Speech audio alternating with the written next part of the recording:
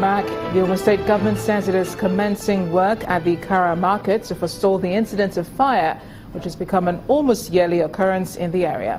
The State Commissioner for Urban and Physical Planning, Mrs. Runke Shokefung, said this during an assessment of the damage at the market as a result of yesterday's inferno.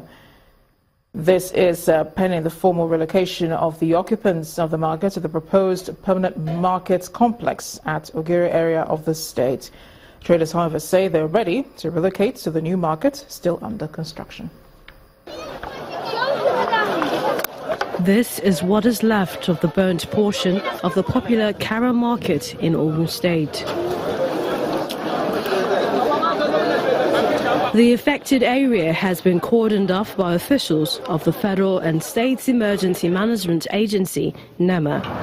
While the affected traders try to salvage some of their belongings, others are counting their losses.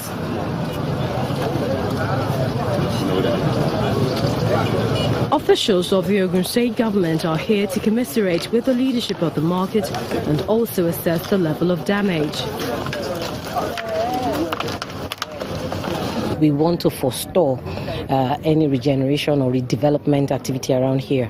Nobody has been able to pinpoint exactly what the cause of the fire is. So for us, safety, precaution, everything, every moral sense dictates that we stop any development on this part of the market that's burnt.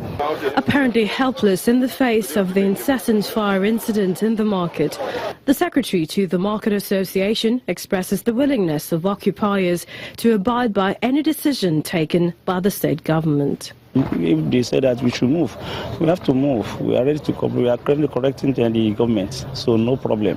Anytime they say you should move, we are ready to move there. The Commissioner for Environment admonishes residents of the state, especially traders, to always take adequate precautions to forestall fire in this dry season. They have to, be very cautious in the way they handle electrical appliances, and those that, deal with naked fires. They should, as it were, control how that is done within the market, because the season we are in, fire thrives at the slightest opportunity. So they will need to be very careful about that. As the Ogun State government makes good its promise to develop the area and subsequently relocate the market, the expectation is that this fire incident is the last. The political development now. The enlarged caucus of the People's Democratic Party in the state in Akwa Ibom State, has passed a vote of confidence on the Governor Udom Emmanuel and has unanimously resolved to support him for a second term in 2019. This formed part of resolutions reached at the end of a meeting of the caucus held at the banquet hall of Government House, Uyo. The meeting was attended by major stakeholders of the party in the state, including Governor Udom Emmanuel, his deputy Moses Ekbo, Speaker of the State House of Assembly Onofiok Luke, immediate past governor and current Senate Minority Leader Godswill Akpabio. A communique read by the state chairman of the party, Paul Ekbo, indicates that the decision to pass a vote of confidence on Governor Emmanuel was taken after a thorough review of the performance of the state government. The meeting reviewed the performances of the government of Akwa Ibom under the leadership of His Excellency Mr. Udom Emmanuel in 2016, especially its economic policies geared towards industrialization, creation of jobs, eradication of poverty, empowerment of youth and women, consolidation of infrastructure, and inclusiveness in governance in spite of fighting economic recession in the country, and passed a vote of confidence of His Excellency the Governor of Akwa Ibom State for a job well done. The caucus also expressed satisfaction with the performance of the party's elected representatives at state and national levels and also passed a vote of confidence on them. Finally, the meeting resolved to remain resolute in the support of the state government, the protection of interests of the state wherever it is threatened, and to abide with our party, the People's Democratic Party PDP, and continuously mobilizing and engaging our members at the unit for caucus is considered the most influential bloc in the People's Democratic Party in Akwa Ibom State.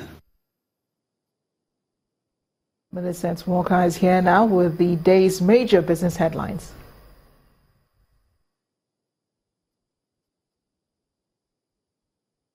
You first.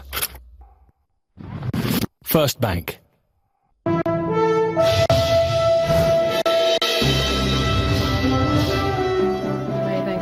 Happy holidays and welcome to Business News. Overall, conditions in Nigeria remain challenging, with little sign that the economy will exit recession over the coming months. Well, that's according to a London-based World Economics. The new report released states that Africa's largest economy sees its business confidence fall to lowest levels on record and in the fourth quarter of October to December. Nigeria's December Sales Managers Index measuring growth across the country reveals a continuation of the recession gripping the economy since the new year started. World Economics says business confidence reduces steadily for 4 years and is now at the lowest level recorded in the survey's history. The federal government has been advised to focus on the microeconomy in order to boost growth in 2017. This was stated by a human capital development expert, Mr. Mike Adeleye, in an interview with Channels Television in Lagos. The Rockefeller economy is a macro regime, environments. Now, if the microeconomy is actually not being boosted by the government, okay, then there's going to be, as far as Nigeria is concerned. Now, we live in an economy whereby it's being driven by the public sector, by the governments, which shouldn't be. A viable economy should be driven by the private sector. Now that we all know that it's been driven by the publicity, by the government, then obviously the government has to do more. Now, they have to begin to support more the SMEs. Okay, another is there are set-aside loans. They said they work in conjunction with the BOI to actually give out to SMEs. But if you look critically or deeply into that regime, it actually goes majorly into manufacturing. You see, we should understand one thing: the manufacturing cannot function effectively without the service sector. Do we have anything set aside for the service sector? No. The Association of Nigerian Electricity Distributors has again assured customers of continued metering.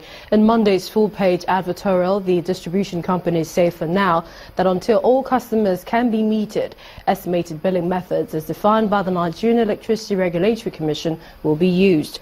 Although some customers have frowned at this method, the power companies say it is in line with stipulated guidelines from the regulator, and a huge penalty is placed on any disco that fails to conform.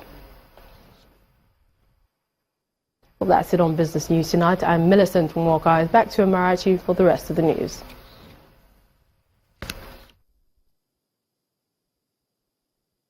You first. First Bank.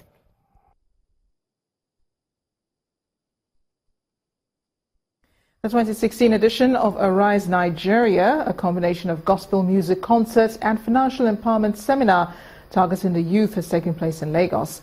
The event, which has as its theme wealth mentality, had the Chief Executive Officer of Blue Sea Estates share knowledge on how to be a successful entrepreneur.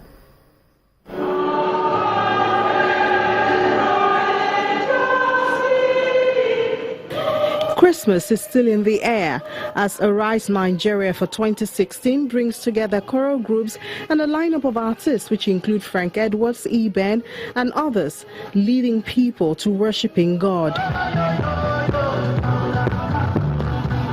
Nothing enriches like gospel.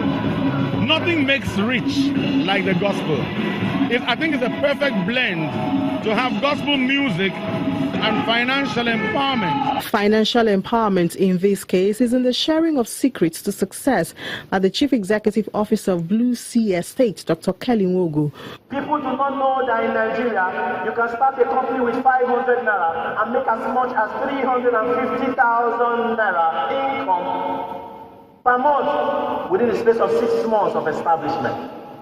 And I have taught this over and over and over again. And I've seen people come to me to share testimonies of how they started and how they are doing well. He explains that changing the mindset of Nigerians and eventually helping them to self-sufficiency is a personal passion. Crime is not far away from poverty.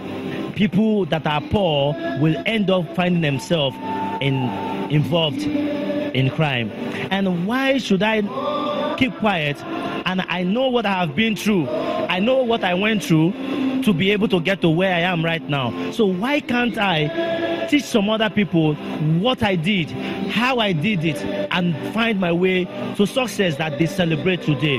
Dr. Ogun believes that these personal lessons can also be applied on a national scale for economic recovery. Amy Thompson reporting for Channels Television News.